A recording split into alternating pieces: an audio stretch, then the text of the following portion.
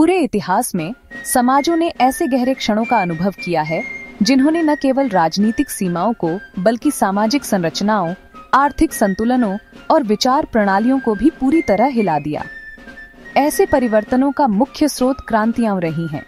क्रांति केवल मौजूदा व्यवस्था का विनाश नहीं है, यह एक नई व्यवस्था, नई समझ और नए जीवन मार्ग की स्थापना भी है।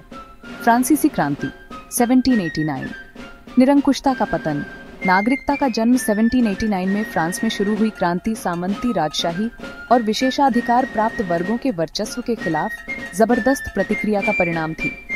सदियों की सामाजिक असमानता, ऊंचे कर और गरीबी ने जनता का धैर्य समाप्त कर दिया था। बेस्टिल किले पर हमला केवल एक इमारत का ध्वंस नहीं बल्कि निरंकुश राजशाही के अंत की शुरुआत थी। इस क्रांति के साथ पहली बार समानता, स्वतंत्रता और भ्रातृत्व के सिद्धांत जन आधारित राजनीतिक आधार बने। अभिजात वर्ग के विशेषाधिकार समाप्त किए गए, चर्च की संपत्ति जब्त हुई और नागरिकता की अवधारणा को बल मिला। ये घटनाएं यूरोप और विश्व के अनेक देशों पर प्रभावी रहीं और नए संवैधानिक व्यवस्थाओं का मार्ग प्रशस्त किया। औद्योगिक क्रांति 18वीं शताब्दी के अंत 19वीं शताब्दी, उत्पादन और समाज का पुनर्निर्माण। औद्योगिक क्रांति का आरंभ 18वीं शताब्दी के अंत में इंग्लैंड में हुआ और शीघ्र ही यह यूरोप और फिर पूरे विश्व में फैल गई। इस क्रांति ने उत्पादन में मानवीय श्रम से मशीन शक्ति की ओर बदलाव का प्रतीक बनी। भाप शक्ति से चलने वाली मशीनों से वस्त्र, लोहा और इस्पात जैसे क्षेत्रों में उत्पादन क्षमता अत्यधिक बढ़ गई। शहरीकरण तेज हुआ, कारखाने स्थापित हुए और एक नया सामाजिक वर्ग, मजदूर वर्ग उभरा। कृषि आधारित आर्थिक व्यवस्था का स्थान औद्योगिक पूंजीवाद ने ले लिया। इस दौरान कामकाजी परिस्थितियां बिगड़ी, बाल श्रम व्यापक हुआ और आय असमानता बढ़ी। किंतु समय के साथ श्रमिक संघ आंदोलनों से श्रमिक अधिकारों और कल्याणकारी राज्य की अवधारणा का जन्म हुआ। औद्योगिक क्रांति केवल आर्थिक परिवर्तन नहीं थी, यह नगरीकरण, शिक्षा, स्वास्थ्य और सामाजिक संरचनाओं पर भी गहरा प्रभाव छोड़ने वाली बहुक्रियात्मक क्रांति थी।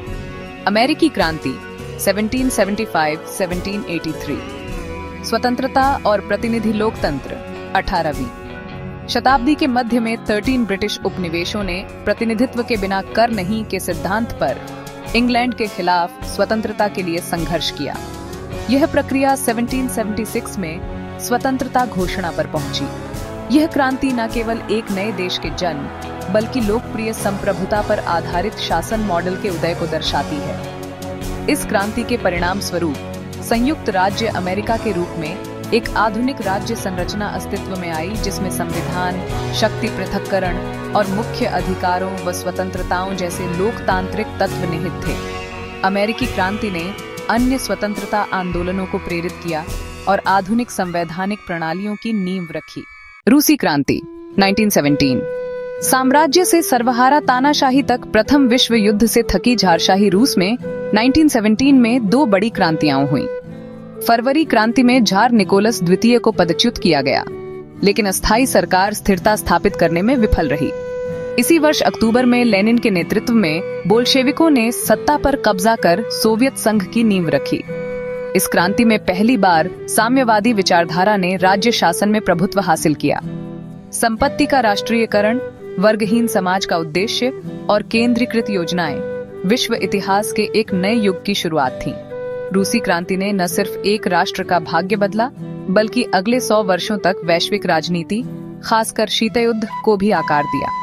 चीनी क्रांति 1949, माओ की जन क्रांति। चीन के गृहयुद्ध के बाद माओ त्से-तुंग के नेतृत्व में कम्युनिस्टों ने 1949 में जनवादी गणराज्य चीन की स्थापना की।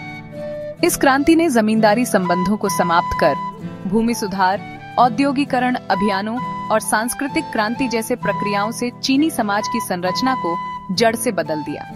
खासकर ग्रामीण क्षेत्रों में सामंती संबंधों का अंत हुआ, सामूहिक उत्पादन प्रणाली लागू हुई तथा व्यक्तिगत स्वामित्व लगभग पूरी तरह समाप्त कर दिया गया। चीनी क्रांति ने एशिया में उपनिवेशवाद विरोधी आंदोलनों को भी प्रभावित किया और तीसरी दुनिया के देशों के लिए विकास मॉडल के रूप में प्रस्तुत किया गया। डिजिटल क्रांति 20वीं शताब्दी के अंत। वर्तमान सूचना समाज की ओर संक्रमण 20वीं सदी के अंत में शुरू हुई डिजिटल क्रांति सूचना प्रौद्योगिकियों की प्रगति के साथ सामने आई। कंप्यूटरों, इंटरनेट, मोबाइल संचार, कृत्रिम बुद्धिमत्ता और स्वचालन प्रणालियों ने मानव जीवन के हर क्षेत्र को प्रभावित किया। जानकारी का उत्पादन, भंडारण और आदान प्रदान पहले से अधिक तेज हो गया।